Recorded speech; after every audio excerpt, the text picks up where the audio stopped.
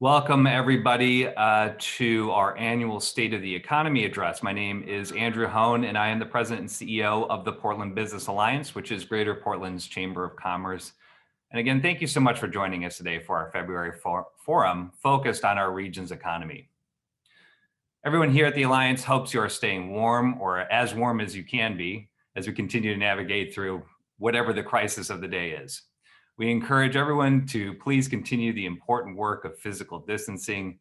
Let's all do our part to contain this virus by wearing your mask and hopefully getting vaccinated very soon.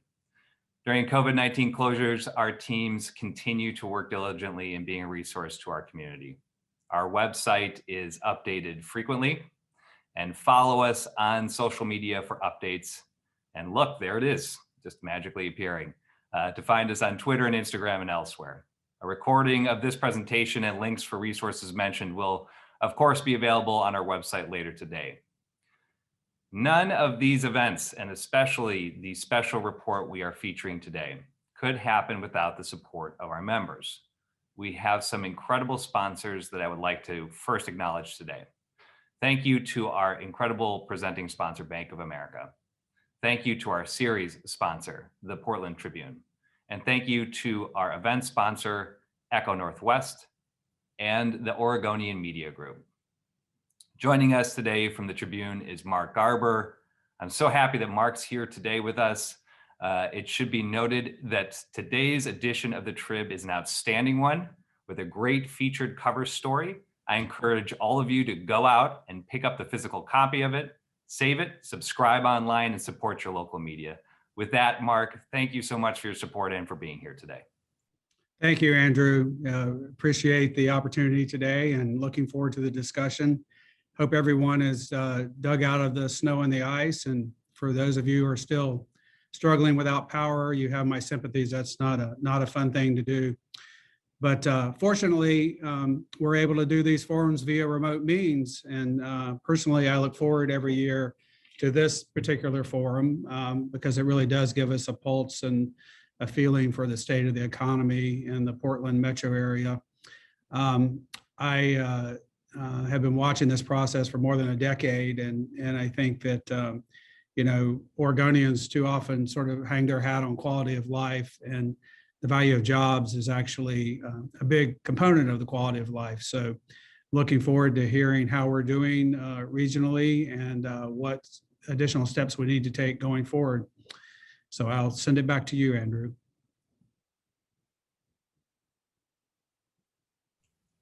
Thank you so much, Mark. And just a couple of details in advance of the presentation today.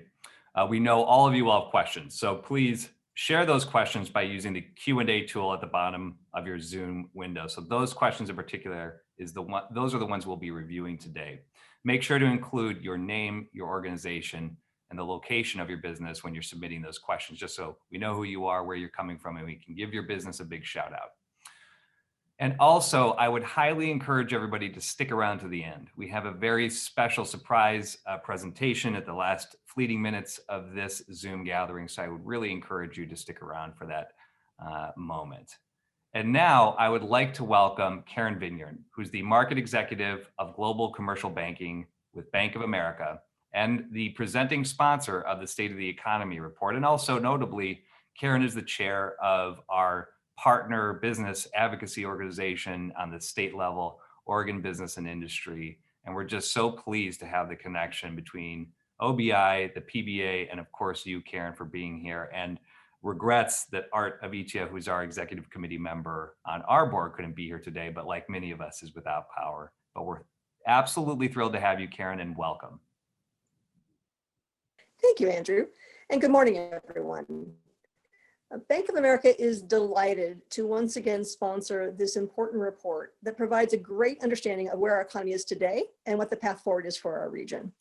I think you would all agree that this past year has been like no other. The health and humanitarian crisis has impacted all of us in unimaginable ways. It's just crazy to think that a year ago we were all meeting in person and we were all discussing record economic highs.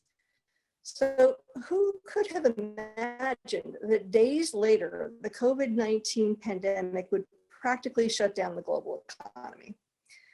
Well, as the pandemic began to impact our region, Bank of America took action on how we could continue to support Oregonians.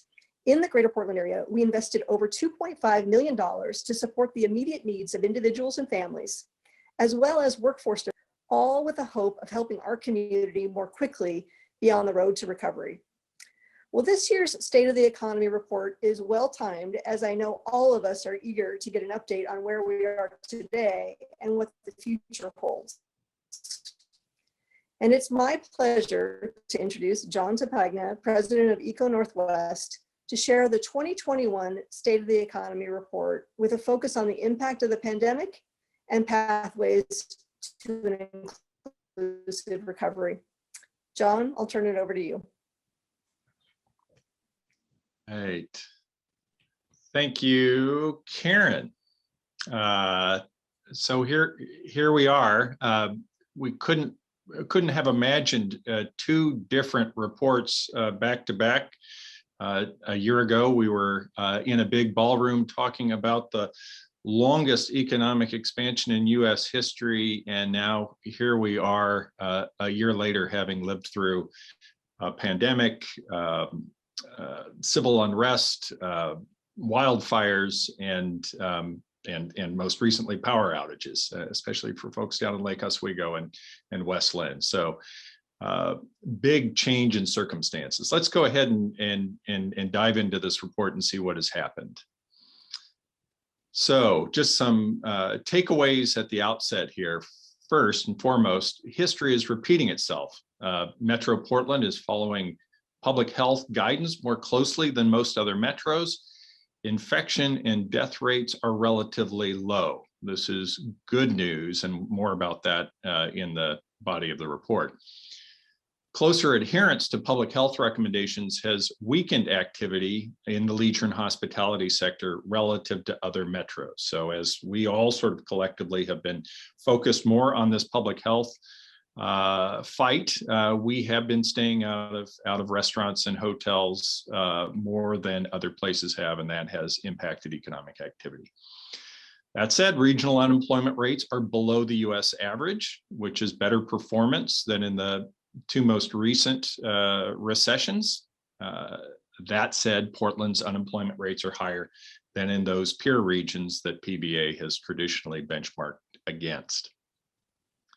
The 2009-2020 economic expansion took too long to reach BIPOC households, and racial ethnic income gaps grew. That was a headline of last year's report. And this pandemic-driven recession has only exacerbated the racial ethnic inequities. Go ahead, there we go. The region has suffered significant reputational damage among tourists, real estate investors, and likely others. It's unclear how long the damage will persist or how it might slow economic activity. So we're going to have to take a look at that. The real estate market, whether measured by rents, home prices, or search activity, has yet to reflect the dire circumstances suggested by those general perception surveys. So we have sort of two different indicators moving in different directions a little bit. We'll get into that. And then finally, a lot of residential and commercial construction is near completion and the pipeline is weak. The region is entering a period of underproduction, especially in housing, which, assuming Portland hasn't lost all of its appeal, would put upward pressure on prices and rents. So something to watch out for that we've highlighted in past reports. Let's keep moving here and get into the body of this. What is the state of the economy today? As I said, this is a slide from last year's presentation.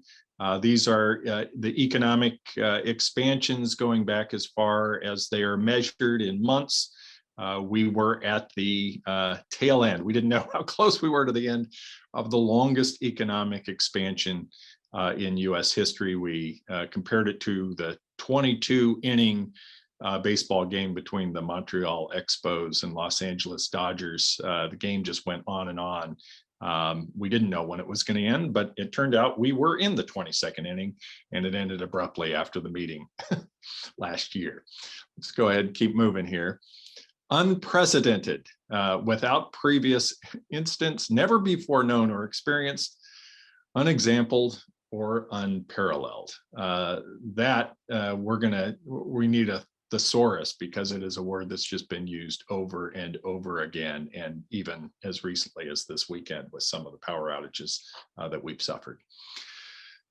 So some big trends that sort of explain what we've been through. This first one is just a look at consumer spending measured off of credit and debit cards going back to January of 2020 levels. The red line showing Portland's trend, the gray line showing the US trend. You can see the big precipitous drop at the beginning of April last year, Portland falling farther than the US. And then you can see Portland recovering more slowly than the country. Again, sort of the reopening, both from a regulatory perspective, but also just from a consumer behavior perspective, we were lagging the US. We sort of caught up there in the summer. Then you can see in September, the fires had an impact here in this region. And then we sort of got caught up and sort of tangled up with the country as a whole. Appears we have sort of fallen off the pace a little bit in recent weeks. If you go down to the bottom of this chart and sort of look, recreation and entertainment consumer spending still down 71%, restaurants and hotels down 40%, retail and online, excluding groceries, up 13%, groceries up 35%. So while that overall consumer spending down only 4.1% as of February compared to last year, big differences by sector. Next slide. Here's what the jobs look like in this pandemic recession compared to what was called the Great Recession last time around. So you can see sort of moving through, we're in December, we were at month 11 of the recession and how that compared to month 11 of the Great Recession. You can see in that one, we were just getting started with the job losses. Those who remember it, it started in 2007, but really didn't seem to affect this region. You can see the job at this point in the recession, we're just starting to take hold. By contrast, this one big precipitous decline in April with a pretty sharp rebound, especially in the healthcare sector and parts of the retail sector, and then a bit of a setback in December of 2020. So we're keeping an eye on that.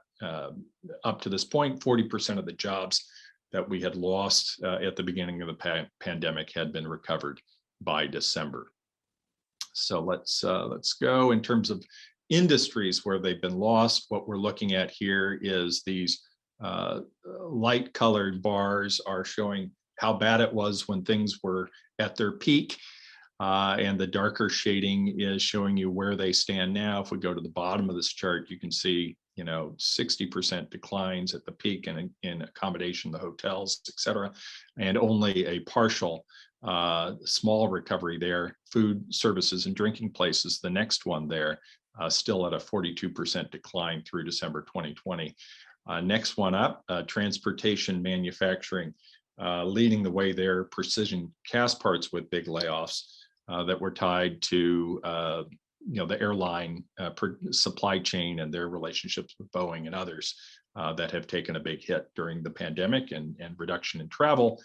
And then in this case, local education is less a story about public sort of K-12 colleges. This is capturing more of the private education in higher ed and job losses there. And so you can see there, if we get back to the total non-farm employment, still down 9.3%.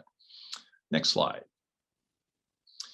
These are US numbers on job losses, but showing what economists are calling sort of that K-shaped recovery, with the biggest losses there for the low-wage workers, down still 25% for low-wage workers, middle-wage workers down 6.2%, and from an employment perspective, almost not a recession for high-wage workers, up a little bit relative to their levels in January of 2020. an awful lot of professional services and increasingly the healthcare sector, et cetera, able to figure out how to work remotely or safely in professional settings. That hasn't clearly been the case for many low-wage workers, especially those in the leisure and hospitality sector. If we look down at the bottom of this chart, differential unemployment rates for men and women, many characterizing this as a uniquely female recession or disproportionately a female recession, with many women not only unemployed because of disproportionate representation in the leisure and hospitality sector, but also not counted here are women who are leaving the labor force altogether, disproportionately relative to men, to caretake for children and for COVID patients. 33% more women have exited the labor force compared to men during this pandemic. Next slide. Also disproportionate impacts by race and ethnicity. These bar charts taken at, this is the Oregon survey level from the census. They've been doing these pulse surveys of households.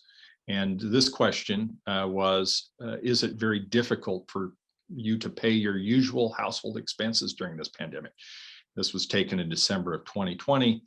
You can see the rate saying yes, very difficult, almost double for Hispanics relative to whites, and elevated for Blacks and for Asians as well.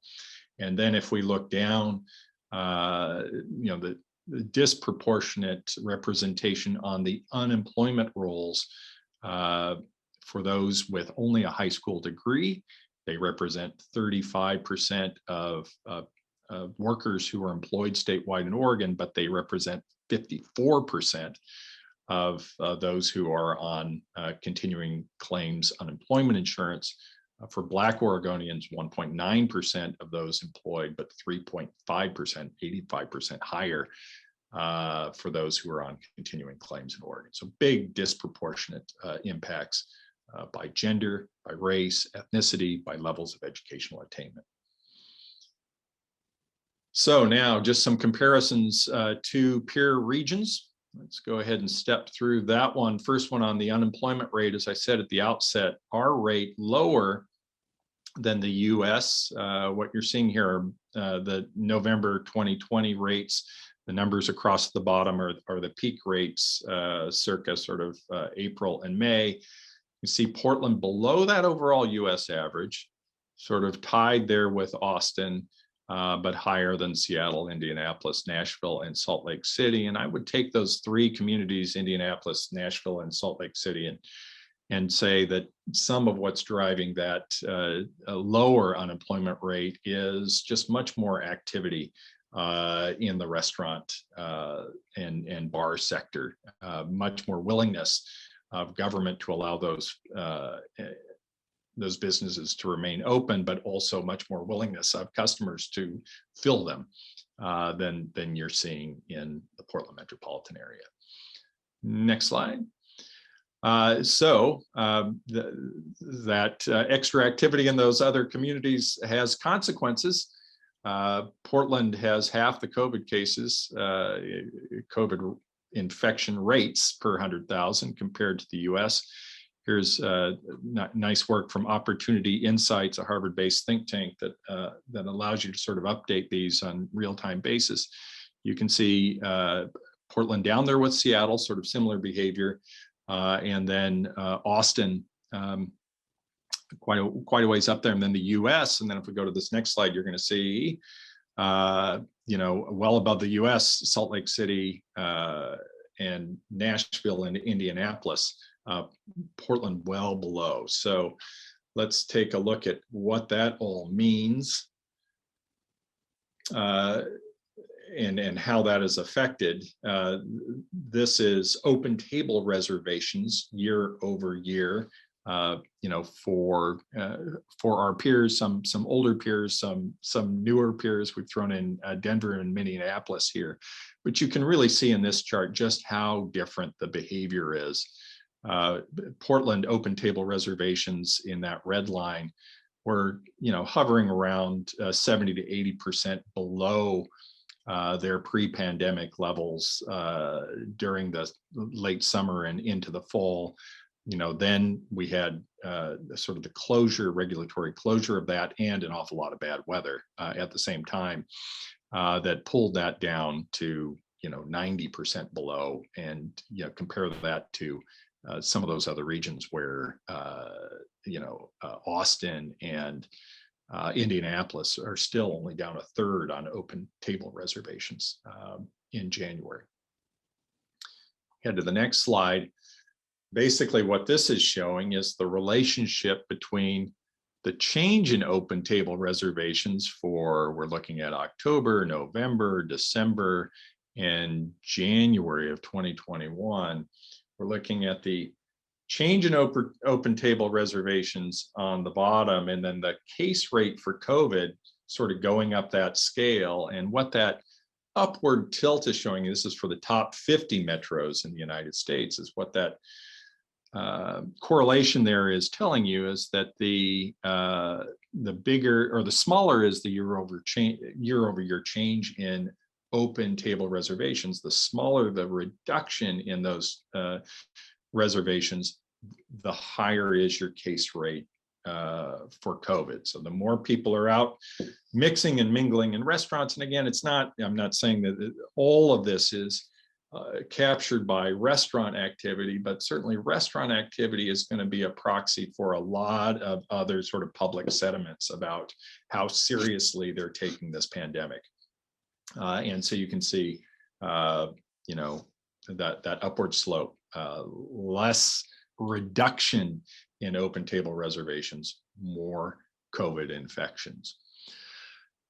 So we will then come up with a number for this, and it is our estimate that if the Portland metropolitan area had behaved like the rest of the country, and we had COVID death rates that were equal to the US average, that would have translated into 2,000 additional deaths at this point in the pandemic. And this number will continue to grow. So let me put it in the positive, that because of some combination of collective action by this regional population, by swift action by public health officials, regulatory constraints, et cetera, there are, by our estimate, about 2,000 additional people walking around this region alive today than would be otherwise if we were performing on this metric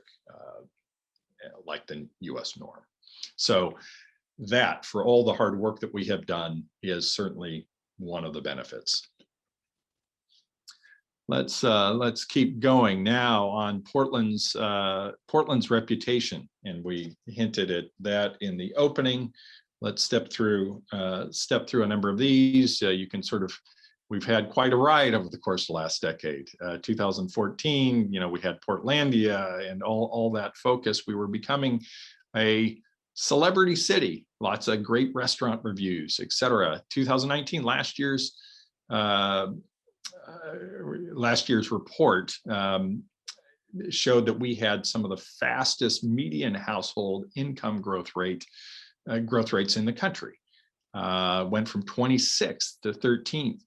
And then all of a sudden, just a sort of a cascade of national attention that was, from an outsider's perspective, concerning, as they saw, extended periods of what very initially were vast majority peaceful protests, with some aspects of violence weaved in, and then sort of an acceleration of that, an amplification with the federal intervention at the courthouse and the aftermath thereafter. So after having witnessed all of that from outside of Portland, What are people thinking? Let's take a look at a couple of pieces of information on that.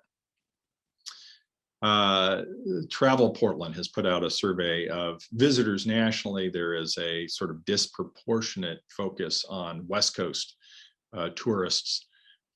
In their survey, 69% saw Portland negatively mentioned in the media.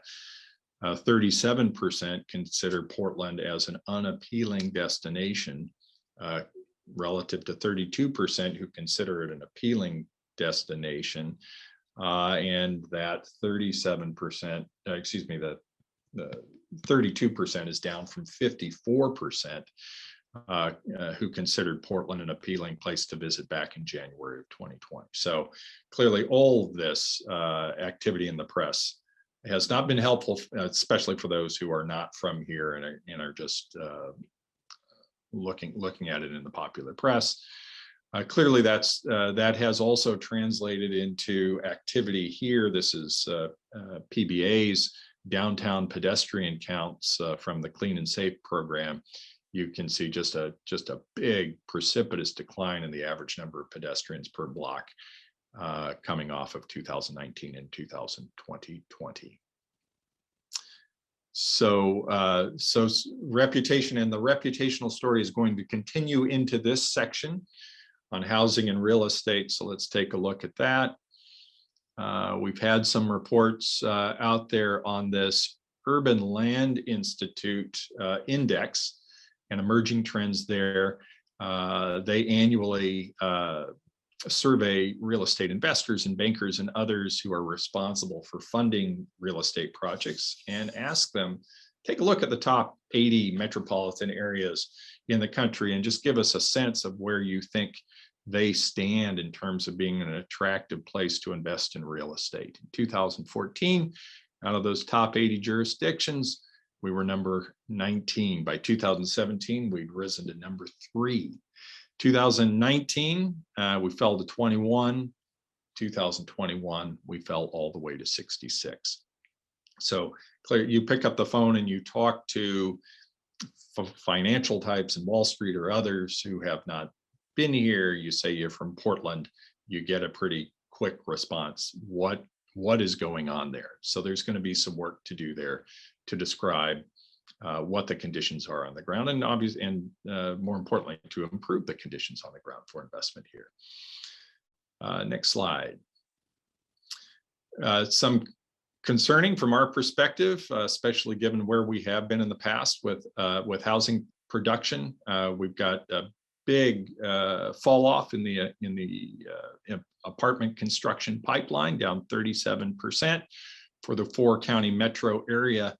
And then you can see that that's also the case in the city of Portland. So we had a nice run up there through the end of 2018 and into the very beginning of 2019.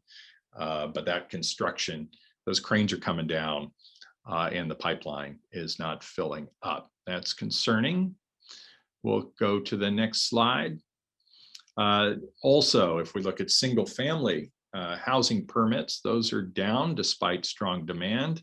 These are Oregon on the left-hand side here. Oregon year-to-date permits down 5% from 2019, while nationally, January to October permits are up 10% from 2019. If we move over to the right-hand side of this slide, you can see single-family housing permits in Multnomah County down 27% for the 4-county Clackamas, Columbia, Washington, Yamhill down 15%. So we're slowing down on housing supply.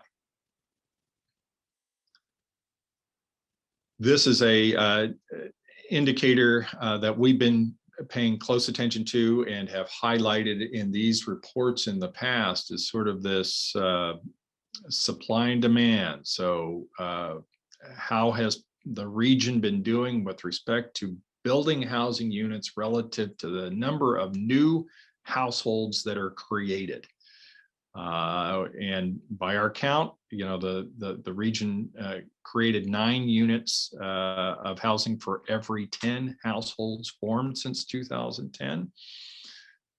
We do the math there, and we're sitting at a over this period of time, get to the bottom here at a 20,750 unit shortage. So bottom line here, simple math, is that we're not building as many units as there are households being created, either people moving in or people moving out of their parents' houses, et cetera.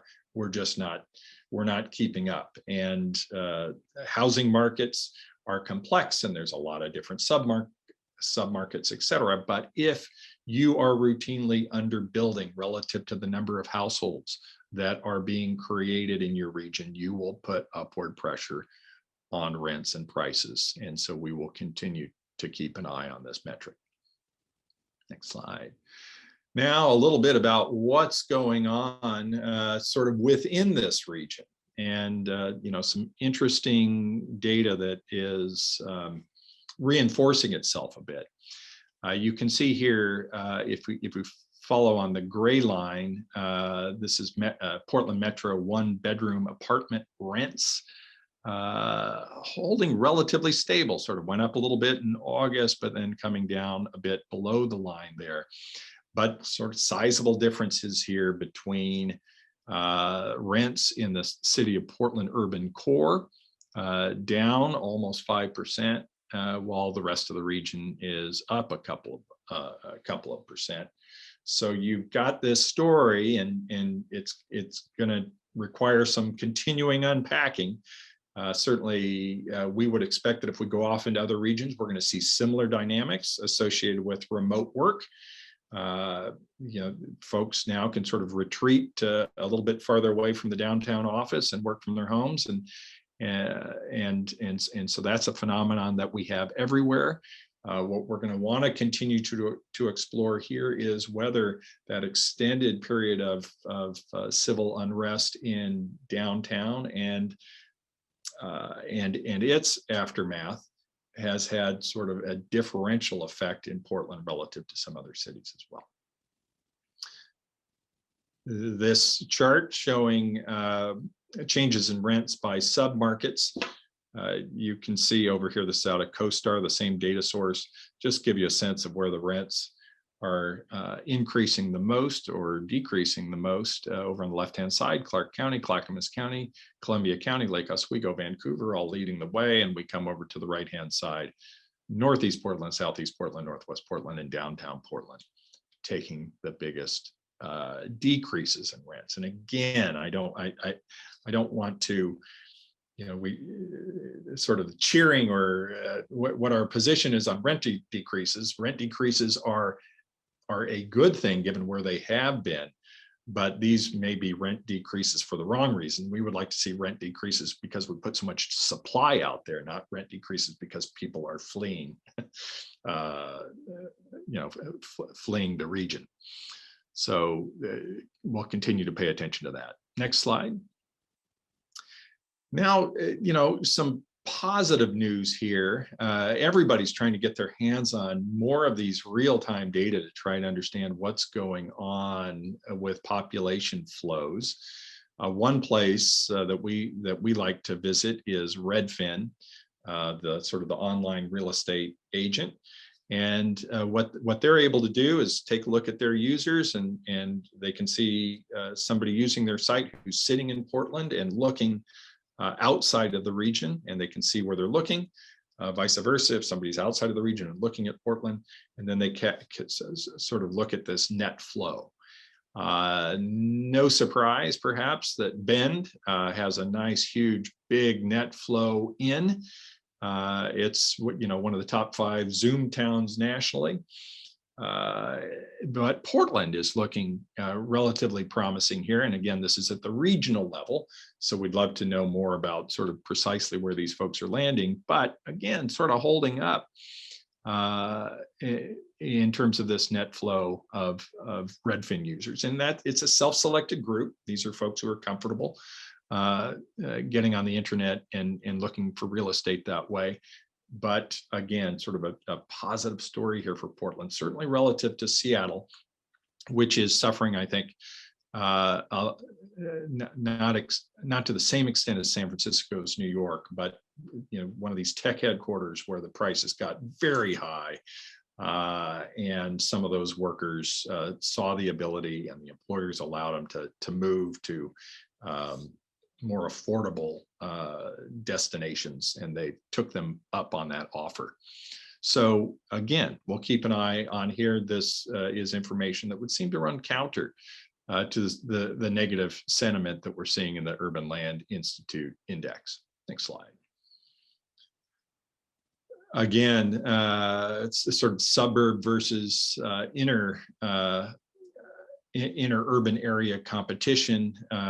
More here from Redfin. Let's focus on the left-hand side of this chart. These are city complete scores, or compete scores, excuse me, where you've got Redfin looking at what was the bid for a house and what did it ultimately go for, how long did it stay on the market, things of that nature. The faster things are moving and the more people are paying over the asking price, the more competitive the market.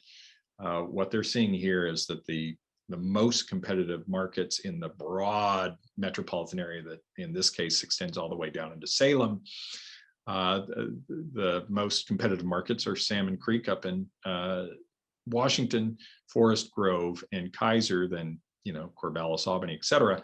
You get down to Portland in sort of the middle of the pack.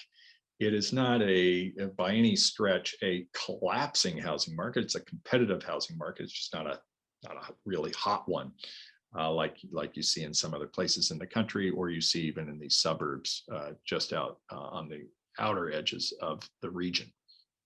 Next slide. Again, concerns about pipelines, similar to the ones that I was sort of talking about at the apartment level. We're also sort of seeing it on big projects with nothing coming in behind it. Intel had the biggest cranes in the world out there, and that is winding up. PDX had the new terminal. They've got some continuing construction there in the general section. Nike wrapped up their headquarters work. Adidas, OHSU, Vancouver waterfront, all sort of either winding up or slowing down. If we take a look at the City of Portland's Bureau of Development Services leading indicators, total building permit applications received May to October down 27%. Land use applications received August to October 2020 down 35%. Land use final plat applications received August to October down 71%. So it does clearly appear we were, one of the top 5 crane regions in the country. Look out a couple of years, and that doesn't appear that it's going to be the case, given what's going on here with the pipeline. Next slide. Okay, so that gives you the sense for that housing market. Now we're going to transition to this sort of special insert report that comes with this one. And that is some other changes that have been going on in this region with respect to sort of an expansion of our service and our tax regime. So let's step into that. We took a look at where taxes stood for households back in 2018, using some work that is routinely done by the District of Columbia's Chief Financial Officer. For years, they have looked at taxation in its state and local government taxation for the top cities in every state in the country to sort of see where Washington, D.C. stands. And what you can see here is for a hypothetical family earning $50,000 a year, Portland in 2018 ranked number 1. What you can see, that income tax, which sort of comes in fast and hard in Oregon at the state level, is a big driver of that. So then what has happened since 2018 is we've had an awful lot of new taxes come in online. We'll take a look at that in the next slide. You can see what we considered over here on the right-hand side. We've had an expansion of the Portland business license tax. We had that clean energy surcharge, the Student Success Act, the corporate activities tax at the state level, We've had expansions of the Multnomah County business income tax. We had the Metro Homeless Services tax on businesses, the Portland Parks levy, the Metro Housing Bond, the Metro Homeless Services personal income tax, and the preschool for all personal income taxes. We went through each one of those taxes, looked at the methods on tax incidence. Each one of those is a little bit different, and then assigned the taxes to different household levels. What we're estimating here is about a 7 to 7.5% increase for low-income households, $25,000 to $50,000.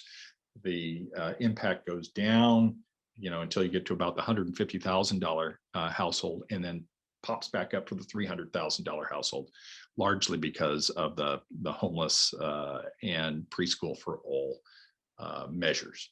So we went from among those peers, relatively high, top for $50,000 earning households, and have added to that. So something that the region is going to have to pay attention to. Next slide. So I'm going to wrap it up here and then jump back with Andrew to have a conversation, but let's take a look at what's next. There's one thing I'd really keep an eye on to understand what's coming at us. Let's keep an eye on Israel. Israel has now almost 2/3 of its population having received the first dose of the vaccine. And of course, they need multiple doses, and they need a couple of weeks after the second dose for it to really hit. But this, I would say, is a postcard from the future in terms of the vaccine's effectiveness. So let's keep an eye on what's going on with Israel. If we go to the next slide, you see some reduction in infections in Israel, but not a full collapse here.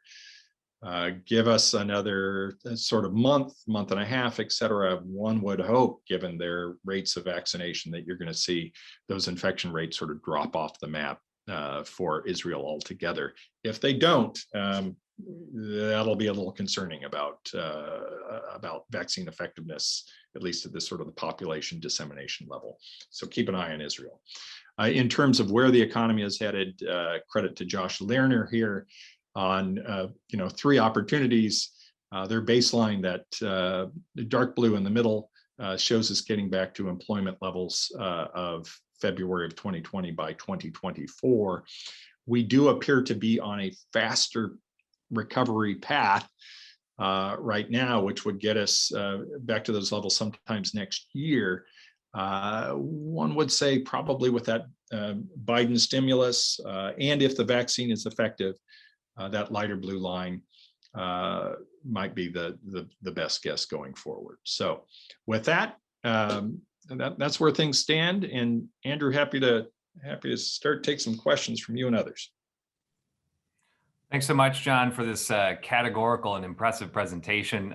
You never fail to impress and also deliver the goods, and you certainly have done so today and filled, I think, everybody here's minds with a lot of inputs in order to be better for their businesses and for our regional economy. So let's start off with a big thank you. And I'm sure the thunderous applause in the virtual audience is audible even in your present location. So just note, we appreciate every single year you're doing this.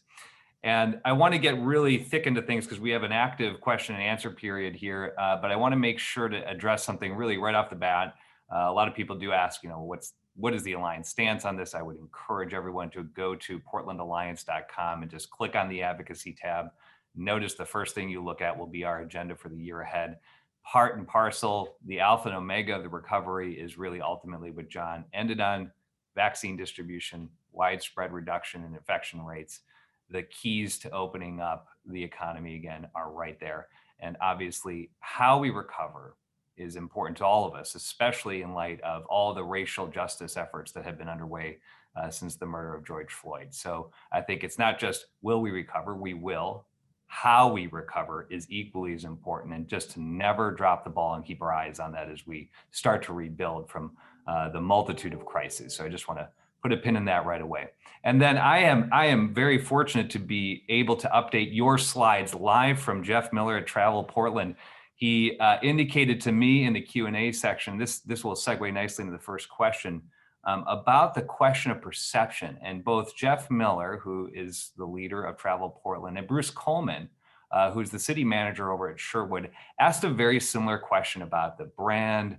It's a lot of stuff that you talked about in your presentation. What are we doing about the brand? And so first I want to note from Jeff, updated details on the perception of Portland. So first and foremost, the negative mentions have gone from 69% to 50%. The tone of media dropped and positive media went up from 16% to 26%. And media coverage that would make you more or less likely to visit, as in likely to visit, went from 17% to 28%. In other words, what are we looking at? We are trending in the right direction for perception and recovery and the brand. And then for further details, I highly encourage everyone to visit hereforportland.com, which is a community really oriented platform to tell the story about how to be here for Portland, for your neighbors, and for our small business communities. So shifting from the brand question, thank you first off, Jeff Miller, to my first question to you, Jen. We've talked about this a lot. So much about economic recovery is about a very unusual word. It's about the word confidence. It's about confidence to do business, confidence in the systems in place to be able to conduct commerce, and confidence in our local partners in government to be able to allow for that free flow of commerce. So to you, John, what is the thing that you look to when you would describe in a recovery, what would instill confidence in the regional business community, and outside of our borders here, what would instill confidence of travelers and investors? What's the thing that you would look to most particularly? The single thing I would look to would be the day that we have the confidence to take down the fence around the Hatfield U.S. Courthouse. That would signal to everybody outside and inside that we have found a new equilibrium and a new balance, and that once we take it down, protests are always welcome, but peaceful protests, and that we don't fall back into what we saw in June and July. So when we can get to the point that we have the confidence to take that fence down, I think the recovery of Portland as a city and as a region can really begin. Thank you for that note. I think a lot of people are asking, when do the boards come down and when does this wall come down, this fence, right? So I think it's really apropos because it is representative of where we will be as a community. So thanks for pointing that out.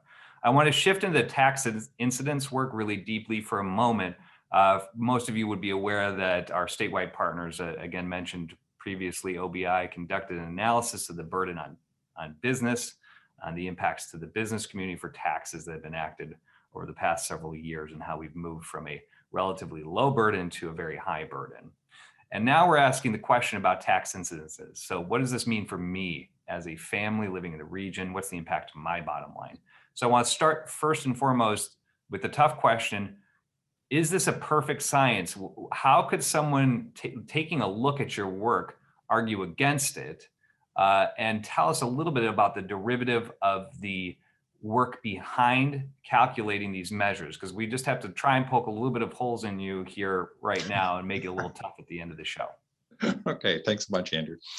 It is a bit of a dark art. There are parts of economic and financial analysis that are truly empirical and where you can actually sort of follow things very clearly. There are other parts that rely much more on theory and are hotly debated. And this sort of tax incidence work sort of falls in the middle of those two. There are certain kinds of taxes like retail sales taxes where I hand you a receipt and people don't really debate all that much where the incidence lands, or a personal income tax, less debate about where the ultimate incidence lands. It gets murkier when you get into something like a corporate activities or a gross receipts tax. That is a tax that is paid by a business, but as was hotly debated as through Measure 97 debates and the ultimate passage of the corporate activities tax, if businesses have, if all businesses together are paying a tax, and in an economy and are able to share some of that with customers, they probably will and put some upward pressure on prices, et cetera. So we went through every one of those taxes, went through the tax incidence literature, looked at what the Oregon Legislative Revenue Office has commented on this. We looked at some work that PSU did with the city of Portland's Parks Department, et cetera. Went through these one by one. I think took a relatively conservative approach. There's a fair amount of that tax revenue that's not paid by households at all. It is paid by businesses. It's paid by their shareholders in some cases. In other cases, it might be paid by their workers as it's pushed back into a corporation. So we went through sort of step by step, took a conservative approach. You know, we have the notes if anybody wants to poke into them. You might come up with slightly different answers if you ask a different group of economists, but I don't think you're going to end up with radically different answers. So then this tees up the next question to you, John, and this is the crux of why did we look at this? And last year, if you'd flash back to the same report, we did a deep dive into affordable housing and why this city in this region doesn't feel affordable anymore. And so if you pair the restrictions or the lack of production on housing with this information, with tax incidents and the impact on an average family, what's the punchline here between these two rising impacts on the average family in our region?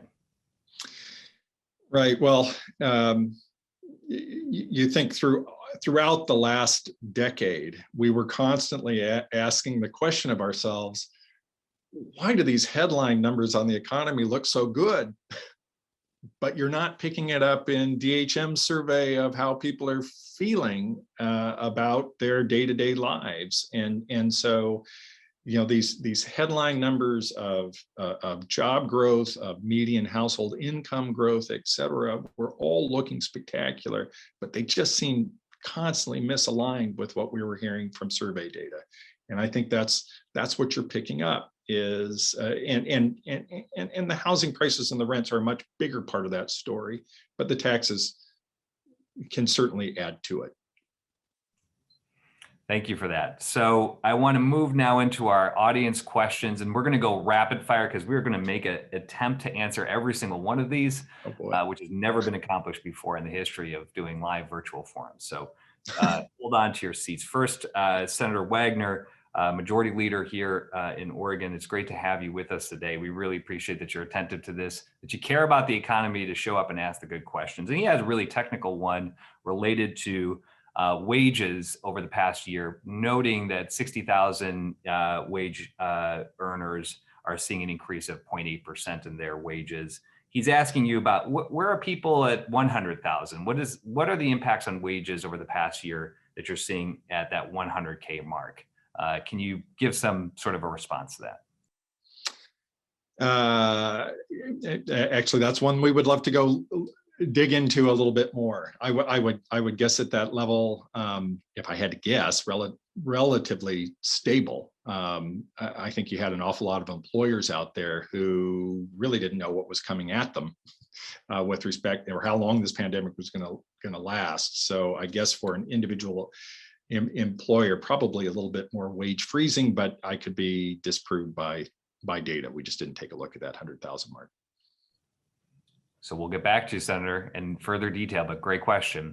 And so now we're going to answer a question from Brianna at Fraley. Excuse me if or Bree, she goes by. So thank you. And from the city of Portland, our good partners there. Thanks for everything you're doing for us. She has a really interesting note here when we did the analysis in the slide earlier that indicates the sentiment of BIPOC communities. You had disaggregated it into a number of buckets. She identified that the I sentiment was missing, which is Indigenous. And she comments that Native communities have been impacted as well. Is there any data or metric on the impacts over the past year to Indigenous communities? Yeah, and unfortunately, I don't know, and I don't know why the census household pulse survey didn't include Indigenous in their survey. My guess, and we are going to go back and look at this. We have some ongoing work with Prosper Portland, and they've asked the very same question. we will dig into those impacts. I mean, this is the problem right now with the equity lens, is our standard data sources are just not well set up to give us all the answers that we want. And so we can and we have to do better. Great element to tease up. If you don't know the information, you can't manage through it and produce the outcomes we want to see. So I think it's a good call out there, especially, and really good question, Bree. Thank you so much for asking it. And now I want to Gina Cavani, again, if I'm mispronouncing your names, forgiveness, please, who's with Summit Bank. We hope you're doing well there at Summit Bank. Gina asked the question, Oregon is, you clearly illustrated, has saved lives, 2,000, rough estimate, but we know we have been more on a restrictive economic diet in order to preserve life and health, right? So we've prioritized that. Now, she points out clearly Florida, the great retirement community that it is and beautiful beaches has remained vastly more open than our economy. How are we comparing vis-a-vis those types of markets, although not perfect apples to apples in the typology of industry and business activity? But how are we comparing to a place like Florida, which has really not been very restrictive in its approach to COVID? Yeah, I mean, we could go look up Florida real quick so I don't misspeak, but I would just say, generally speaking, you see it in the data that we prepared there, that the more open, sort of less restrictive restaurant activity communities have higher COVID rates and lower levels of unemployment in their leisure and hospitality sector. So it is a pretty direct correlation. I don't want to call it causation, but there you stand. We have higher unemployment rates in leisure and hospitality, lower COVID infection and death rates than most. Great call out. And now I'm going to ask one more question. We're going to turn it over to John Maher with Oregonian with a special presentation. So before I do though, Nico Larco, who's at the University of Oregon, does a great job over there, has been a panelist here and speaker with the forum before, asking a great question. How much of the reduction in rental prices in the urban core is temporary, right? Maybe related to political violence or the sort of things that have caught headlines and attention due to lack of things being open, accessible downtown because of COVID. So could we see a large bump once the city opens up again? And then question, to look back to those other markets, are we seeing similar trends in the US, in other US cities? Is this a Portland problem or an urban core during the pandemic problem? That's it. And I think it's going to take time for this to all work itself out. I mean, every business is going to have to, and they're probably only beginning to think about it now. What are the rules? I'm sitting right now in the Coin Tower, right in the middle of downtown. What are our company's rules going to be with respect to how many days we expect our Portland-based employees to be coming into the office? Is it the same old 5 days a week that it was before the pandemic? Or are we going to allow some more flexibility because people enjoyed aspects of working from home, et cetera? All of that's going to take a little bit of time to work out. I think the other thing that was sort of buried in Nico's question is is there some difference between Portland and what we're seeing going on in other places as well? Because every downtown core is suffering that remote work piece. The question is whether conditions that evolved over the course of over the last year in Portland have added or exacerbated that. We're going to have to keep a close eye on that and hopefully get that fence down. Well, thanks for the answer. And I think it's spot on and a good way to segue. I know we have one more question in the queue. We'll get that answered offline. But I think you just did a tremendous job. We're very appreciative for everyone. If you're looking for the details of this report, a lot of folks were asking that question, portlandalliance.com/2021. So please check it out for all the details. And now I really want to welcome our incoming board chair, John Maher, who's the president of the Oregonian Media Group and a sponsor of today's event as well, to take us home with a special presentation. John, two Johns, it's great seeing you here today. Thanks, Andrew. The Oregonian Media Group is proud to be a supporter of these economic reports. There's so much value that John and his team over at Echo Northwest provide to us as we navigate our economy. And as many of you know, Echo Northwest has long been a part of helping our region better understand the highs, the lows, the twists, and the turns of our economy. And you may have heard recently that after more than a decade of leadership, John Tapania is going to be stepping down as president of the economic research firm in 2022. And in recognition of his efforts, we wanted to send him off with a special thank you.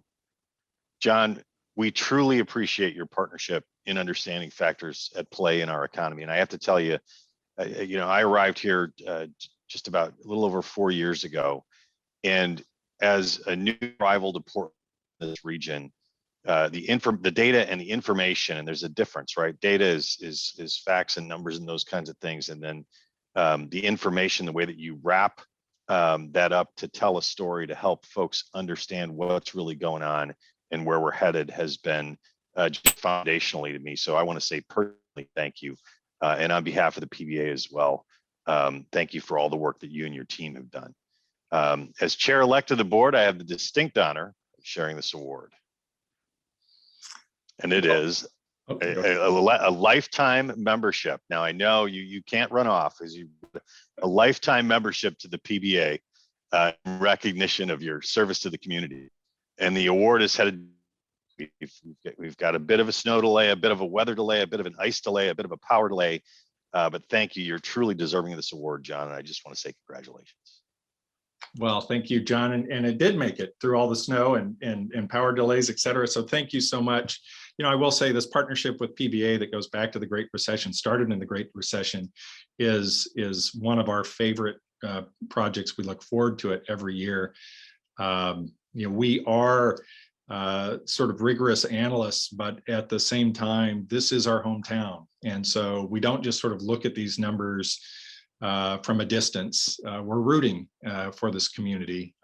We love this community, and we want it to prosper, and we love the opportunity to sort of provide that information on an annual basis. And my successor, Lorelei Juntonen and Mike Wilkerson, will be great partners in continuing this partnership going forward. So thank you so much.